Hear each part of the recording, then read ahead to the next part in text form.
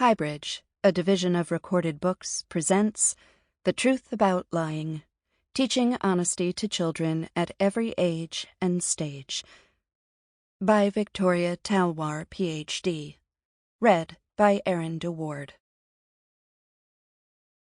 Introduction. We can teach honesty to children. Truthfulness is the foundation of our lives. On it rests our relations with others and our trust and security in those around us, in our community, in our institutions, and in our ability to organize, function, and govern our society. Without it as a foundation, we have no firm basis to build our relationships or institutions. Does this sound overblown to you? Let's do a thought experiment together. Imagine there is a fire in your office tower. One of your colleagues is the designated fire warden for your floor, and they are giving you directions. You follow their directions. There is no time to lose, and you trust your colleague to guide you. You get to the ground floor, and firefighters are rushing in through the doors. They too give you directions. Again, you follow those directions and get to safety. You trust that they are trying to communicate information and directions to help you. You trust they are giving you truthful, accurate guidance, that they are trying to help you, not deliberately mislead you. You may not have time to think this consciously. You just react with the assumption that you can trust what they are saying. In this case, this assumption helps you move quickly and protect your life. Because honesty is a foundation for relationships and institutions, we want our children to be honest. We have relationships of trust that we build with our children. When children lie, we can feel indignant, upset, frustrated, angry, or even betrayed. These are natural feelings when we discover someone has lied to us. However, with our children, these feelings can be even more acute and are mixed with concern. Why is my child lying to me? What does this mean about my child, about our relationship? What should I do to stop this behavior? This book aims to answer these questions for parents and adults who care for children. If we want children to grow up to be truthful and caring adults, we have to teach them. Children acquire behaviors, abilities, and knowledge through education. We teach children many things: how to cross safely at street corners, how to do multiplication, how to write an essay. We must also actively teach them to be helpful, actively engaged adults who exemplify qualities of character we feel are vital to their positive growth and to our world. Expecting children to notice these lessons on their own is neglecting and leaving to chance the very behaviors and qualities that make a difference to their success. If you value honesty and want your children to be truthful, you must talk to them about it, teach them what it looks like in different situations, and help them to develop their own understanding and value of this quality. You must discuss different situations and how you can practice honesty. Given the temptation to lie that we all can face, the complexities of our social interactions, and our desire to act with concern for others as well as our own interests, children need help to navigate how to be truthful and honest in different situations as they grow and encounter new social contexts and new friends, and as their own self-identity develops. We can teach children to be honest. As a psychological scientist, I've spent years studying children's lying and truth-telling. Based on my studies and those of other researchers, we know what works and what doesn't. In this book, I present practical, proven ways to foster children's truthfulness from early childhood to the late teens, when children are transitioning to adulthood. This includes both proactive approaches, such as talking to children about honesty and modeling it for them, as well as how to respond when lying does occur, as it inevitably will. I have written this book primarily for parents.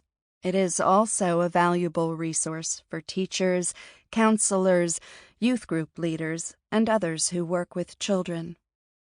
Because my recommendations are based on psychological studies, I also describe some of the most interesting experiments that are relevant to my recommendations. Readers who are more academically minded may wish to read the original studies, so I provide citations where they are relevant. However, the book remains solidly geared toward parents and those who work with children, so the emphasis is on practical recommendations that you can use to foster honesty in children. When there is specific advice for different ages or research findings that are about a specific developmental stage, I refer to the specific ages of the children involved or refer to the developmental stages depicted in the figure. When speaking in general terms that apply to your children across ages, whether 7 or 14 years of age, or referring to the relationship between parent and their offspring, I use the term child. The first 3 chapters of the book, which collectively make up Part 1, What You Need to Know About Children's Lies, provide essential background information. To teach children effectively to be honest, you must first have a broader perspective about how common or uncommon lying is in adults. As Chapter 1 explains, most adults are honest most of the time, but even adults who are honest almost all the time will tell an occasional lie. Knowing this will hopefully help you develop a wise and compassionate stance toward children while teaching them to be honest. Ages and stages. Infancy and toddlerhood, birth through 2 years. Early childhood/preschool, 3 to 5 years. Middle childhood, 6 to 11 years. Adolescence/teenage, 12 years to adulthood. Chapter 2 examines how children develop the ability to tell lies and what influences their decisions to tell the truth or lie. Very young children do not initially tell lies. This ability is one that actually emerges as their verbal and cognitive skills become increasingly sophisticated. By understanding how lying emerges and develops, you can know what typical behavior in children is at different ages. Chapter 3 examines what motivates people to lie. Understanding motivations helps us to see the underlying conditions that make lying desirable over and above any concern for and value of truthfulness. If we know why a child lies, we can address the underlying motivation and create conditions that promote truthfulness. Part 2, Teaching Honesty to Children, is the heart of the book, in which I share practical strategies to promote honesty in children. Because many parents are primarily concerned with what to do when a child lies, we begin there. Chapter 4 and 5 explain how to respond to lies in a way that develops truthfulness and other positive qualities in children. The goal is to remain calm, respond to the underlying motivation, and focus on teaching the child rather than making them suffer. Reactive strategies are necessary, but we also need proactive strategies. Chapters 6 through 10 present proactive strategies for teaching honesty to children. These strategies include talking to children about honesty, Chapter 6, acknowledging when children tell the truth, Chapter 7, modeling truthfulness, Chapter 8, encouraging open communication with children, Chapter 9, and building a foundation for moral character, Chapter 10. Although most lies that children tell are clearly undesirable and can be handled using the strategies in chapters 4 and 5, there are some gray areas which Part 3, the gray zone, addresses. For example, depending on the situation, it may be appropriate or inappropriate to tell secrets or to tattle. Chapter 11 explores these issues. In addition, while telling lies is a normal part of child development, even if we do not like it, sometimes lies can be a sign of other underlying problems. This is especially true when lies are chronic or compulsive.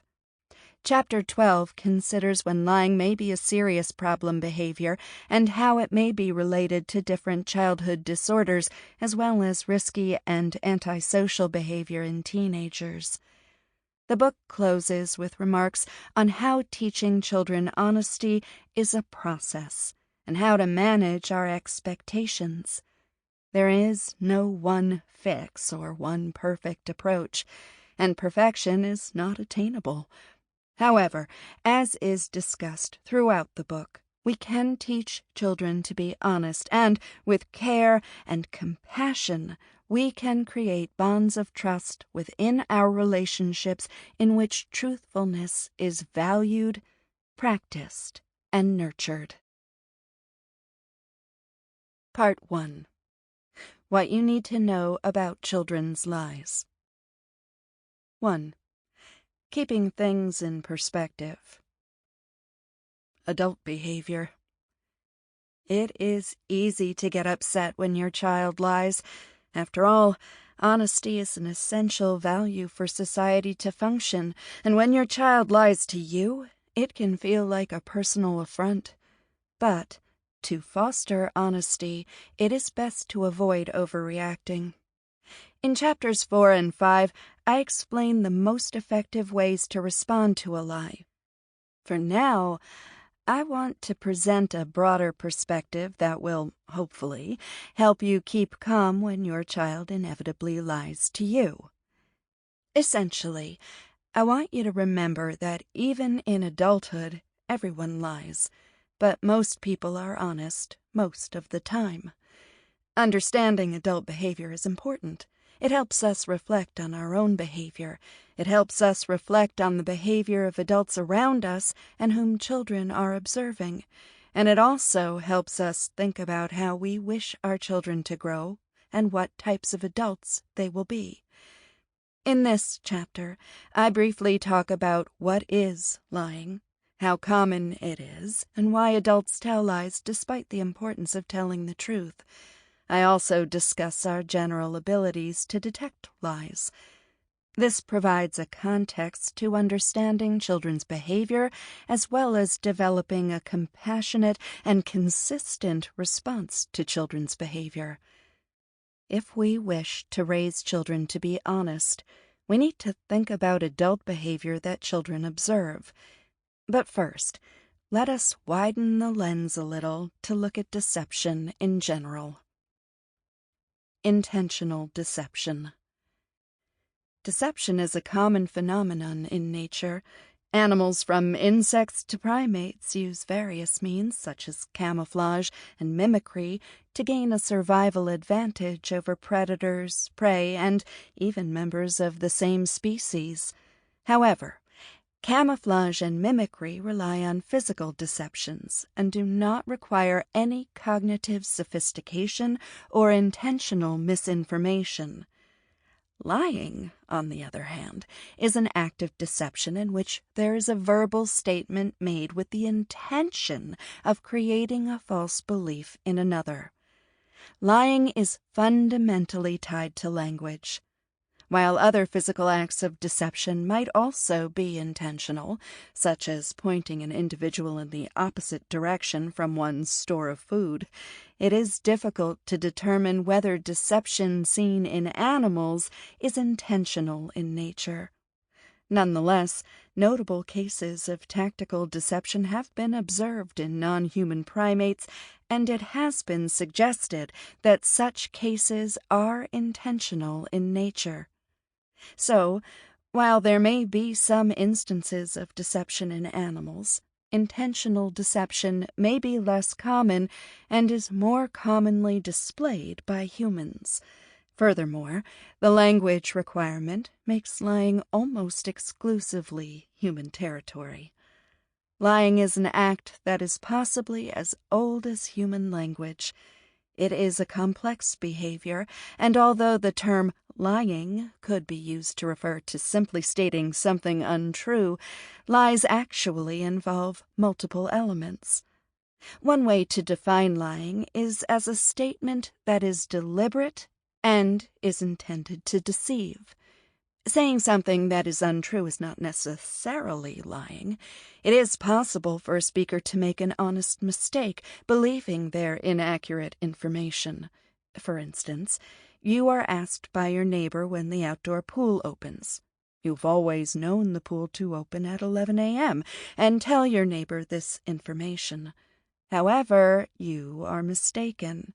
The local pool has changed its hours of operation and is now only open at noon. When you told your neighbor the false statement that it was open at 11 a.m., you were not intentionally trying to deceive them. Rather, you were stating what you believed to be true. You made an honest mistake. When the speaker's statement is false but the person does not intend to deceive, this would still not be categorized as a lie. When we use metaphors, hyperbole, sarcasm, or tell jokes, we are not intending to deceive, and we typically do not consider these statements as lies. If it is raining outside on a gray, cold day and I remark, "What a beautiful day," others will understand my sarcastic remark to mean that I think it is the opposite of what I'm saying. I also make that statement with the intention that others will know I think that it is not a beautiful day. We usually denote such statements by our tone and facial expressions that help alert listeners to the speaker's intention. For example, I am saying it is beautiful weather because I want to highlight my belief that the weather is the complete opposite. Lying is when we make statements in which we intend the other to believe the false assertion. We want the others to believe something we do not think is true, and we want them to think that we believe it. Little lies, big lies, and prolific liars. How common is lying in general? Research with adults suggests that acts of dishonesty like lying and cheating are not uncommon. Telling lies is not an unusual occurrence in adult life. We do not like liars, and we do not like to be lied to, yet we occasionally resort to this strategy to get what we want, to avoid what we do not want, to be polite, or to sometimes help another. For instance, in one study, the researchers found people commonly cheat, but only a little bit. In that study, adults were given 20 matrix number tasks to solve, and then self-report how many they got wrong. The task was difficult, and on running the experiment and checking people's answers, the researchers knew that, on average, people could solve only 4 of the tasks. However, when people could self-report how many tasks they had solved correctly, the researchers found that the majority of people inflated their score. By how much? On average, people reported they had solved 2 more matrices than they actually had solved. Notably, they only cheated a little. When the researchers increased the incentive by increasing the amount of money participants could win per solved matrix, they did not see a jump in people's false claims. People still only cheated a little. The researchers suggested that people cheat a little to increase the benefits to themselves, but not too much, so that they maintain their self-concept as being essentially honest. So, we may cheat a little to benefit ourselves, just up to the limit that we can tolerate it without making us uncomfortable about ourselves. We like to preserve our feelings about our essential honesty and decency. It appears that, in general, most people are truthful most of the time. For instance, to track adults' daily lie-telling, researchers asked adults from a wide section of society to keep diaries of their lies for a week. When examining these diaries, they found that, on average, Americans lie once or twice per day. Most of these lies are what researchers term low-stakes lies. That is, lies that have little serious consequences, such as feigning to your friend that you like the muffins they made and brought into work to share. Most of the lies people told on a regular basis were small lies in the course of their daily interactions. Participants most commonly told lies about themselves, how they felt or what they thought, or about their actions, such as their whereabouts. They reported that they felt the lies they told were not serious and were generally not planned in advance, and they did not feel high levels of distress after telling them and were unlikely to ruminate about them. Nevertheless, participants also described the interactions in which they told no lies as more intimate and pleasant than the interactions during which they lied. These researchers also found that lying frequency was higher among women, among younger people, and during interactions between women. However, other studies have found that men reported telling more lies overall. A consistent finding in the research, though, is that younger adults tell more lies than older people, and that with maturity, honesty increases. Following up on this research, other researchers surveyed a cross-section of the U.S. adult population. They found evidence that most people are honest most of the time. A national survey asked 1,000 American adults to report the number of lies they told over a 24-hour period. Of the participants, 60% reported telling no lies at all. However, a small subset of people told frequent lies, and a few prolific liars told the most lies. These researchers found that approximately 5% of people accounted for more than 50% of all the lies told in their sample.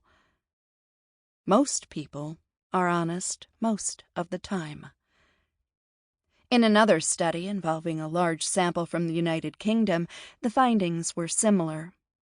Most people were honest most of the time, with a small subset of people being prolific liars.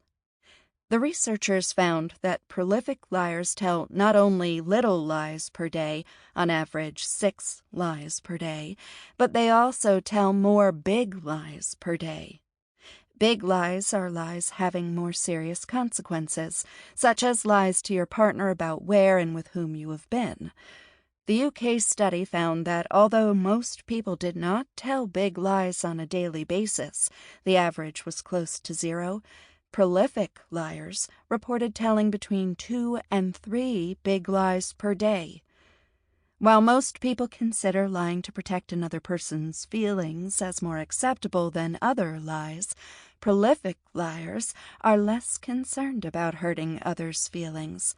They are more likely to think that lying overall is acceptable, including lying to keep a secret or lying to a child about something the child cannot have.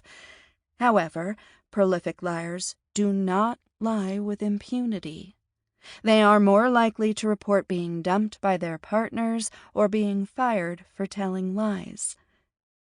The researchers reported that at work, prolific liars are 4 times more likely than the rest of the population to have been reprimanded for lying, and almost 9 times more likely to have been fired for their dishonest behavior. For a small number of people, dishonesty permeates their lives, from their work to their personal relationships.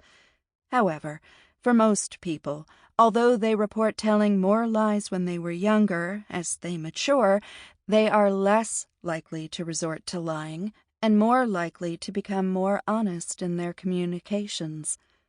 All this research confirms an important fact. Most people grow up to be honest most of the time.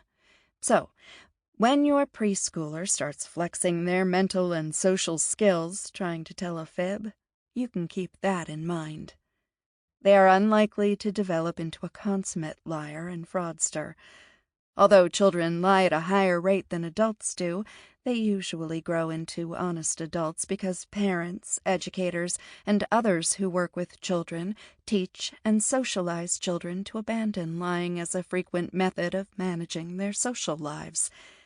We have to be prepared to forgive the occasional minor digression, as we, too, would hope to be forgiven.